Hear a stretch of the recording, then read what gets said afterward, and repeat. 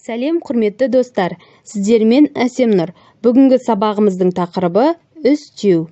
Үстеу дегеніміз не? Үстеу іс-әрекеттің, қимылдың, сандық, сапалық белгісінің сипатын, жай-күйін білдіреді. Үстеу грамматикалық тұлғалар арқылы түрленуге, өзгертуге көп көне бермейді. Үстеу құрамына қарай негізгі үстеу, туынды үстеу болып бөлінеді. Негізгі үстеу. Негізгі үстеулер түбір мен қосымшаға бөлшектенбейді. Мысалы, ерте, тез, жоғары, қазір, жылдам, шапшаң, кеш. Туынды үстеулер жұрнақ арқылы жасалады.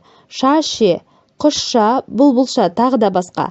Лайли, дайди, тайти, жаздай, күндей, тағы да басқа. Дайын, дейін, тайын, тиін. Бұлбұл дайын, тоты дайын, тағы да басқа. Шама, шалық, соншама, соншалық, мұншама, мұншалық, тағы да басқа. Майынша, мейінше, байынша, бейінше, пайынша, пейінше жұрнақтар арқылы жасалады. Оқымайынша, үйренбейінше, білмейінше, жалықпайынша, тағы да басқа. Үстеу мағынасына қарай. Мезгіл үстеу, мекен үстеу, мөлшер үстеу, сын қимыл үстеуі, мақсат үстеу, себеп салдар үстеуі, күшейткіш үстеу болып жетіге бөлінеді. Мезгіл үстеу қимылдың іс-әрекеттің мезгілін, мерзімін, уақытын білдіреді. Сұрағы қашан, қашаннан. Мекен үстеу іс-әрекеттің орындалатын орнын, мекенін білдіреді. Мысалы, қайда, қандай, қалай, қарай сұрақтары. Сын қимыл үстеуі іс-әрекеттің, қимылдың амалын, тәсілін, сын бейнесін білдіреді. Сұрақтары қайтып, қалайша, қалай, кімше. Себеп салдар үстеуі қимылдың, іс-әрекеттің болу себебін білдіреді. Сұрақтары не себепті, қалай, неге. Құр босқа, текке, амалсыздан, шарасыздан үстеулері арқылы жасалады. Мысалы, босқа ренжіді, лажсыздан келісті, тағы да басқа.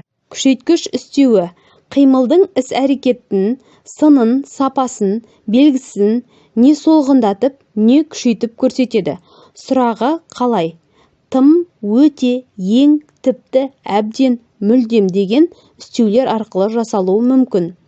Мысалы, әбден жүдепті, керемет биледі, мүлдем қозғалта алмады. Үстеулер септік жалғауының сіңісіп көнеленуінен жасалуы. Мысалы, барыс септіктің көнеленуінен. Бекерге жүрме. Ертеңге дейін. Жатты септіктің көнеленуінен. Өткенде айтқан, байқаусызда жығылды. Шығыс септіктің көнеленуінен. Төтесінен айтты, шалқасынан құлады, тағы да басқа.